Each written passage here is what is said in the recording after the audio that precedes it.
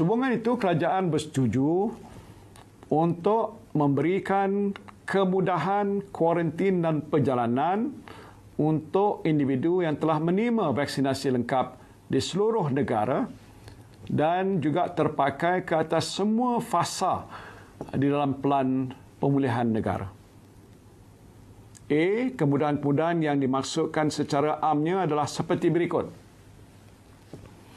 Kena dengar baik-baik. Yang satu, pengembara warga negara dan bukan warga negara yang mempunyai kediaman di Malaysia, termasuklah PR dan Malaysia My Second Home, yang pulang ataupun tiba dari luar negara dan telah mendapat vaksin dos lengkap dibenarkan untuk menjalani kuarantin wajib di rumah saja dan diberikan perintah pengawasan dan pemerhatian di rumah atau HCO digital. Kedua, pasangan suami isteri jarak jauh. Suami isteri jarak jauh yang telah mendapat vaksin dos lengkap dibenarkan rentas daerah ataupun negeri untuk bertemu pasangan masing-masing. Alhamdulillah.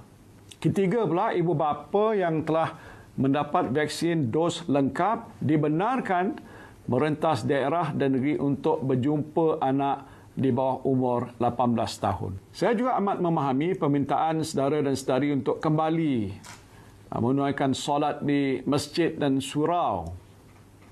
Sehubungan itu, kerajaan bersetuju supaya aktiviti solat sahaja dibenarkan di masjid dan surau bagi jemaah yang telah menerima vaksinasi lengkap.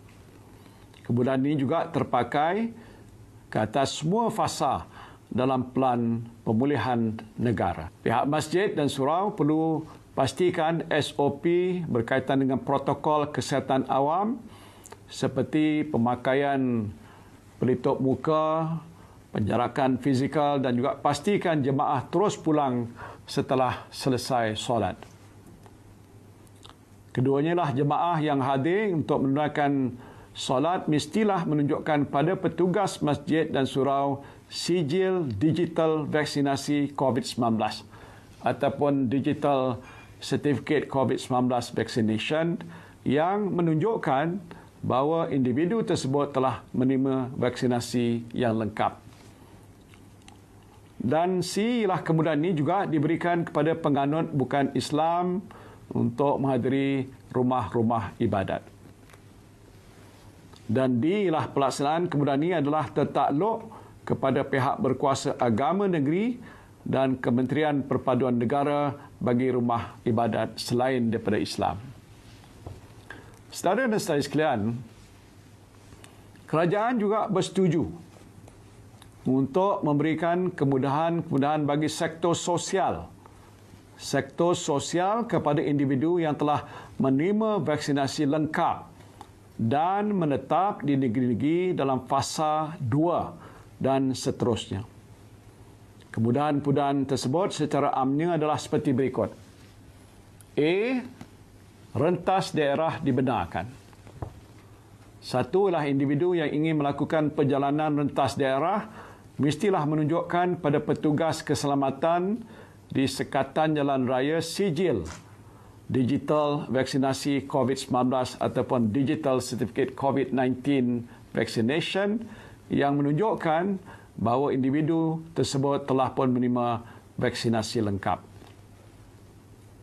B, ini semua orang berminat, iaitu aktiviti dine-in, iaitu makan di dalam restoran, dibenarkan.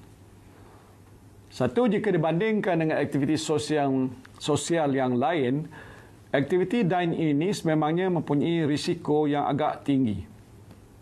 Ini ialah kerana pelitup muka akan dibuka ketika makan dan juga ketika berbual dengan teman semeja. Dan ini mungkin mendedahkan individu tersebut kepada jangkitan COVID-19.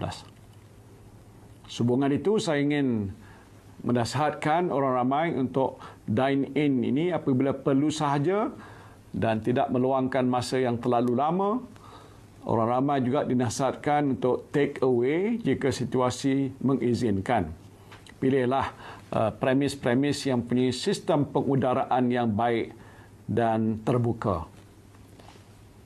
Ketiganya, saya juga ingin menyarankan kepada pengusaha-pengusaha premis kedai makan supaya menyediakan lebih banyak ruang tempat makan di bahagian luar premis bagi pengudaraan yang lebih baik. Kita faham bahawa risiko penyebaran virus COVID-19 ini adalah jauh lebih tinggi di dalam premis berbanding di luar premis. Keempatnya ialah pemilik premis kedai makan perlu pastikan mereka yang memasuki premis untuk dine-in ini mesti menunjukkan sijil digital vaksinasi COVID-19 ataupun digital certificate COVID-19 vaccination yang menunjukkan bahawa individu tersebut telah menerima vaksinasi lengkap. Sekiranya yang nak masuk itu hanya baru dapat satu suntikan, maka dia tak boleh dibenarkan untuk dine-in. Bagi pasangan yang telah menerima vaksinasi lengkap dan ingin nak membawa anak-anak berusia 17 tahun dan ke bawah untuk dine-in di premis kedai makan, maka dinasihatkan pastikanlah anak-anak anda ni mematuhi SOP yang ketat. Biasalah dengan penutup muka, penjarakan sosial, cuci sanitizer tangan dan sebagainya. Aktiviti sukan, ini yang ketiga, aktiviti sukan dan riadah tanpa sentuhan fizikal dan bukan berkumpulan ataupun outdoor ni dibenarkan. Saya kira ini ramai yang sedang menunggu pengumuman ini. Aktiviti sukan pertamanya dan juga rekreasi kita kira adalah amat penting untuk memastikan tahap kesihatan minda dan kecergasan fizikal yang baik.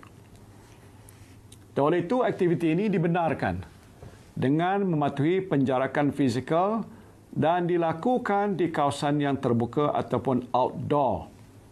Termasuklah separa terbuka bermula daripada 6 pagi hingga 10 malam.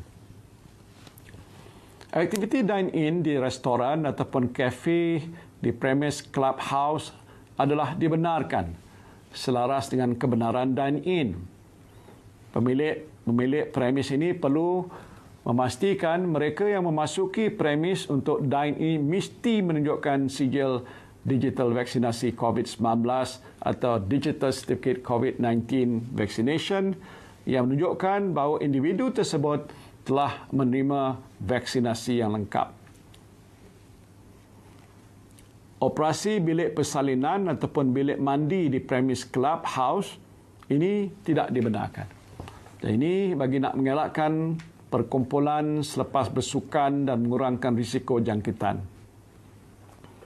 Aktiviti yang dibenarkan adalah seperti jogging, senaman, tai chi, berbasikal, skateboarding, memancing, equestrian, memanah, mendaki, tenis, bermain single, badminton single, golf, pemotoran dan seumpamanya.